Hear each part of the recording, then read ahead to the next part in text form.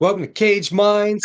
Micah Frankel ahead of BKFC Fight Night Albuquerque, February 28th, Kiva Auditorium. We are joined by one half of the main event, the champion, the Rockstar, Heath Richardson. How's it feel, sir? Feels good. Me, I love getting in there, love fighting. I love to stay active. So I'm always ready to go. I gotta say, this time it's a different look to you. I like the chain. It's a little more, flashing than you've been before. Oh, and the matching bracelet. Gotta, gotta level up. Gotta level up the style as well as always looking to level up my fighting style as well. What has camp been like? I know you're always in the gym, so I guess it's more what has it been like since you known that you had a fight in February? Um, it's pretty much standard procedure. Like I stay busy. I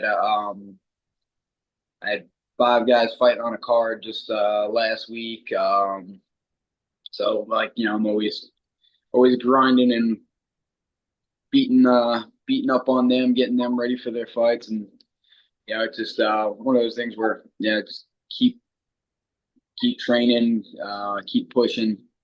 I don't have the opportunity to relax because I'm getting that next breed ready to do some killing themselves. How is the gym doing? How's it growing and expanding? It's doing great. Like I said, just last week we went 4-1 on the night, and even the one, we had a great performance. Yeah, I've been blessed to have a bunch of really good guys come in the door and get work. So no complaints there. Is it easier for you to be the fighter or to be the coach? Um, yeah, that's a difficult question to answer. I would say it's definitely easier for me to be the fighter, because especially like when it comes time to the fights, because I get a lot more nervous when my guys fight, because I want it so bad for them, but once they step in the cage, it's in their hands and not mine. Like I can scream stuff out and hope they do it, but it's 100% on them. Whereas when I'm fighting, I'm usually pretty calm and relaxed, and I know what I'm in there to do, and I know what to do. So it's just it's definitely a lot easier to be the fighter, I guess.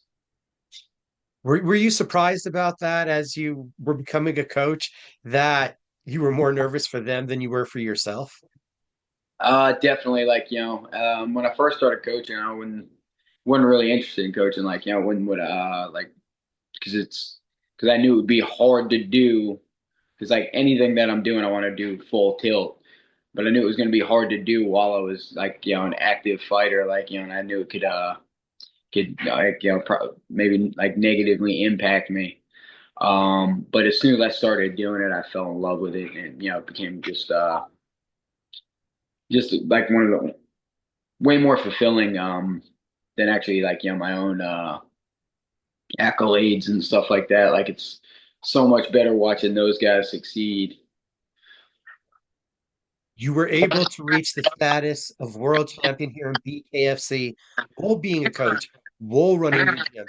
Does that like become another accolade to you, an achievement? Because there was so much on your plate at that time. I absolutely think it is. There's not too many instances where an active head coach, is still, um, you know, one an active fighter to, fighting at a high level, and then, to win a world title, especially, yeah, um, at a older age. Definitely, I think it's definitely a big feather in my cap. Very little, very rarely does somebody win a world title at 39. Especially when they're like when I say I'm the head coach, I'm involved in everything at that gym. So it's I think it's definitely a big accolade, yeah, to have under my cap. What would it mean then to reclaim that title, to say two times to probably at that point a 40-year-old world champion? Oh, it means everything. Yeah, that's why I'm still doing it. Yeah, yeah. If I if I wasn't still pursuing the title, I probably wouldn't. I probably wouldn't be fighting anymore. But I still know I'm capable of getting it. I still know I'm the best in the world especially when I'm on. And that's the whole purpose why I got into this sport, is to win titles. Be the best. Uh, I'm not here to take part. I'm here to take over. You come back from the loss of the title, it's another headliner, and you get back to work doing what you did. Was there any questions in your mind? You said if you weren't pursuing the title, you wouldn't come back. Did that last fight answer questions to you? Um, I don't know if it answered questions to me as much. I think it answered questions to a lot of other people. Like, I think it was a statement that had to be made. I think a lot of people thought, like, this young upcoming kid was getting ready to be the next thing, like, next person pursuing the title. And I had to prove a point that I'm not done yet. I'm not ready yet. Like, yeah, I need my belt back. I had a bad night. Yeah, bad night doesn't make a bad career. And I wanted an opportunity to prove that. I had to make that statement. Nothing against Larrimore. Like, I know him personally; he's a real good guy. But anybody that's in the way of that path, that's what they can expect. I'm still at the top of my game. Do you see from the storyline perspective where it made sense to sell the fight like that to draw the crowd in? Does the champion still have it? He lost the belt. You have this young, exciting prospect. I'm pretty sure it got the blood boiling, but did at least you're like, I can understand if they're talking it up like that, why they're doing so. Yeah, no, I never really I didn't really buy into that stuff too much anyway. Like, what's gonna happen is in the fight is what's gonna happen in the fight. Like, there's very little outside of getting in those ropes that's gonna affect me. So that yeah, they can definitely sell it there. It's a win-win for them. They either get to say, no, he's back, or well, then this is like this this is the new guy. It builds it up. To either pass the torch or show it. I'm still on fire. And you're still on fire, still the rock star. You're back, and it's another main event. It's, I believe, going to be the second time fighting, but about your fourth trip down here to Albuquerque with BKFC. Yeah, between me and like Coach Taylor, like I spent a good amount of time out there in Albuquerque. Like, it's a good city, good fight town. Like, that's an educated fight town. With good solid fans. It's almost becoming a second home. So, uh, always looking to go down there and put on a good scrap for them. Bekhzod Usmonov finally fighting in his weight class, and he gets this huge opportunity against you. I'm not sure what kind of narrative they're going to build off of your matchup to sell this fight, but what do you think of the skills of your opponent coming in? One, like, I think the fight sells itself. Every fight that I've been involved in was, of the night, where whether it was knockout of the night, fight of the year, performance of the night. So I think at this point, if you've been paying attention, like, you expect a good fight every time I come out there. Um, as far as Usmanov, like, he's a tough fighter. Like, he comes from a good camp. Now he's done some things. Like, he's a nice seasoned fighter. Like, I think he's not going to try to go away early. Does this feel like a different matchup? Because it feels like we know with Blast, we know with Laramie, they wanted to throw power.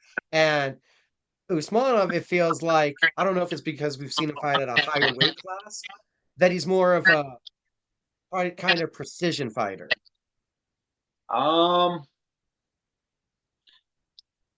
I don't know. Like, you can kind of have a little bit of a brawly style, like, so, and, traditionally, that hasn't worked very well for guys against me, like, because when they get a little drowsy when they get hit by me. Um, yeah, I think my ability to, put that smooth pressure on people, like, where I'm always, always engaging, but not sitting in front of you and waiting, like, and trying to turn it into a brawl where I'm just kind of pressuring you, hitting you, making you miss, and then hitting you some more. Like, one of the big rules that we have at my gym is make them miss and then make them pay. It's how dare they try to fucking hit us. As an athlete, I don't think that we've seen any like decreases from you. It feels like you're just as fast and just as strong as you've been.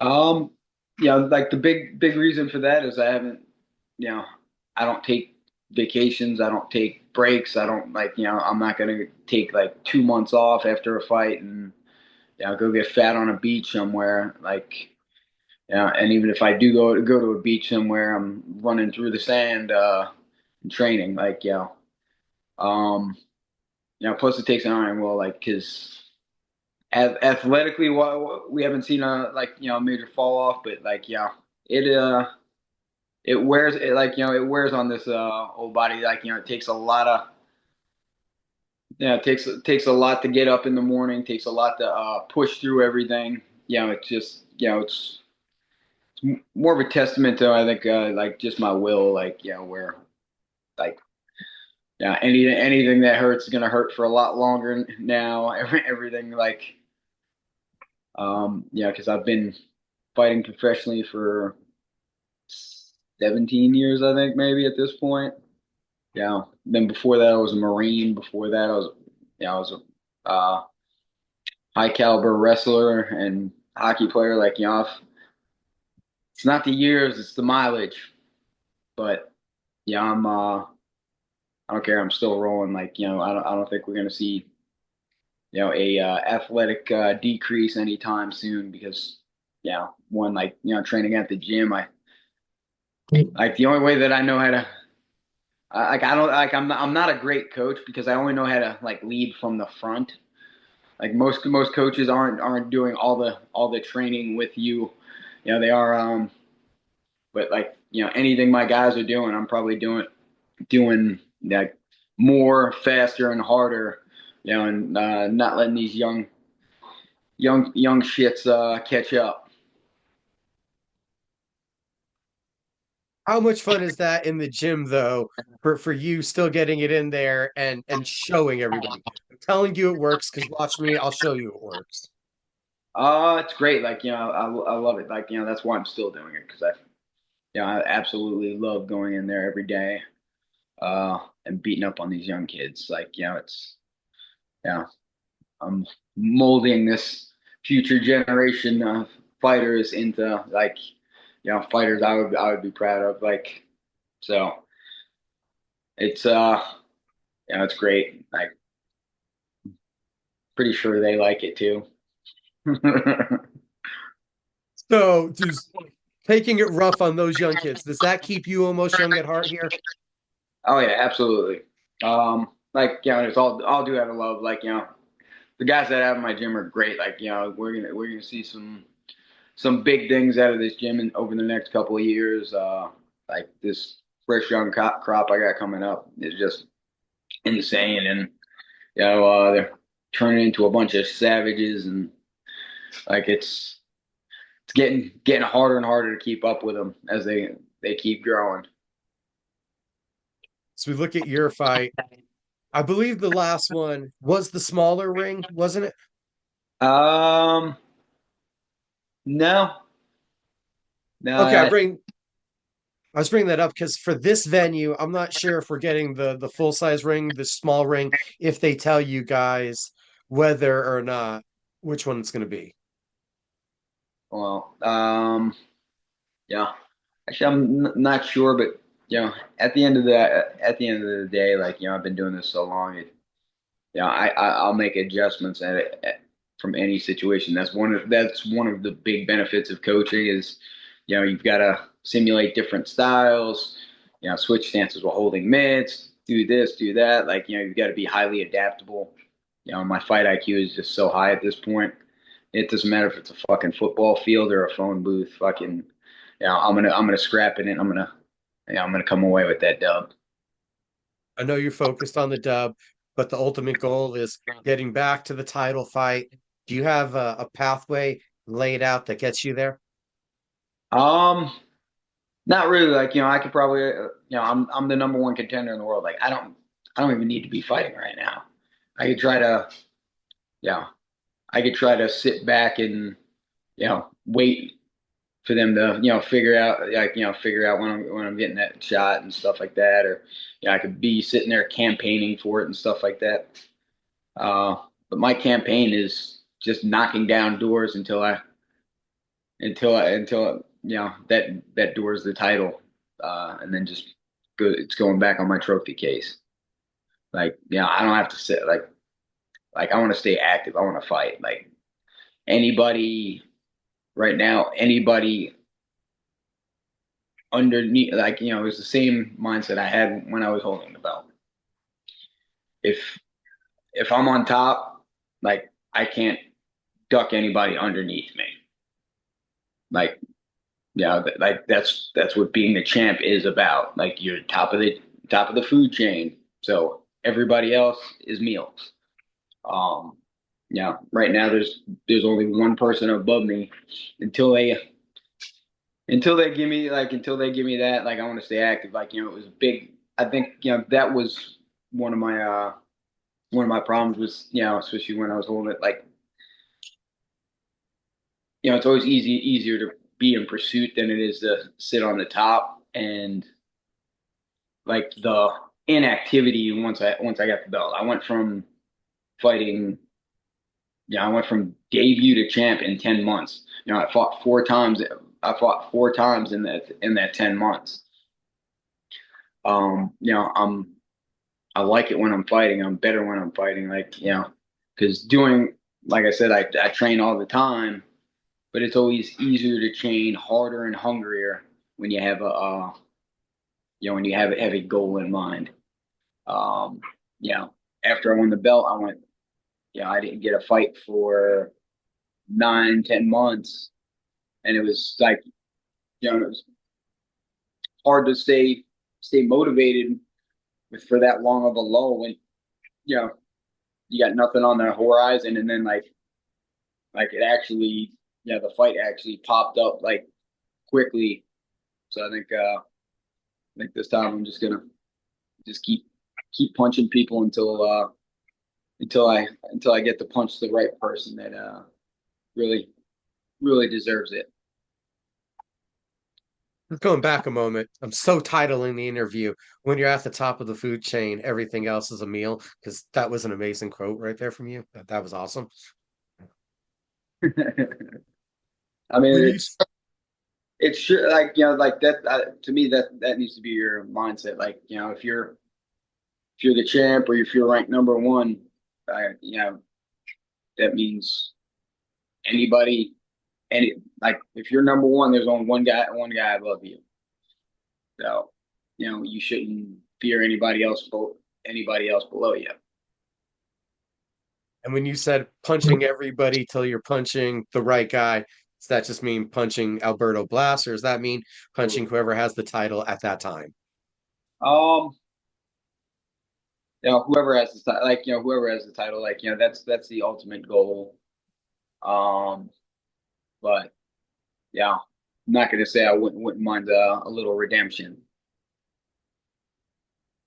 little redemption, working to get back to the title, headlining here in Albuquerque, February 28th, Kiva Auditorium. We've talked a lot about the gym. Which one of those young kids in there is giving you the best rounds? Um, like, what are you asking me? Who's my favorite? Like, you can't ask a parent like who's their favorite. Like, that's gonna get me in trouble. Um, Okay, well, which one's the most annoying? oh, now that's an easy question to ask. Now I've got a great group of guys in there. A lot of times it depends on like what look I've got coming up. But one of my most versatile and fun sparring partners out of my students is probably Isaac. Like he can do a lot of the thing like he can do a lot of the things that I do as far as like switching stances and stuff like that. Super explosive kid. Um, Really great young and upcoming MMA fighter. He's 1-1 right now. Um, yeah. Also, one of my guys is getting ready to turn pro. He's undefeated, ranked nine. It's like the ninth ranked amateur in North America right now. D Reddick, um, super talented kid. And then I've just got like a cast of killers. Uh, got this one kid. I think he's gonna be something special. Brandon Lantos. Uh, came in like he came in the gym with a really great wrestling background and just learned super quick. So eager to learn. Trains hard. Him, Xavier. Like it's a great time right now for like in the gym and a great time to be coaching. All those guys are pushing the older heads and the older fighters. Getting great work and great advice and so getting great work and great advice from Taylor, Tony Soto, Brian Battle. So it's a really great atmosphere. It's really great to train in. Modern Warrior, if you're in the South Carolina area, if you're looking to train MMA, we know somebody that has a gym there that's willing to take in people. Yep. Modern Warrior MMA in Rock Hill, South Carolina, we're right outside Charlotte, like right on that North South Carolina border. It's a lot of success you're having. Like, how do you digest the accomplishment of being successful, of what you've done between bare knuckle, building this gym, affecting these young people, putting them on the right path? Um, I I always like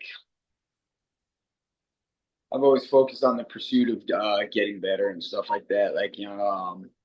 Never resting on your accomplishments or laurels. Always I'm like any uh like any wrestler or fighter. I'm always hungry.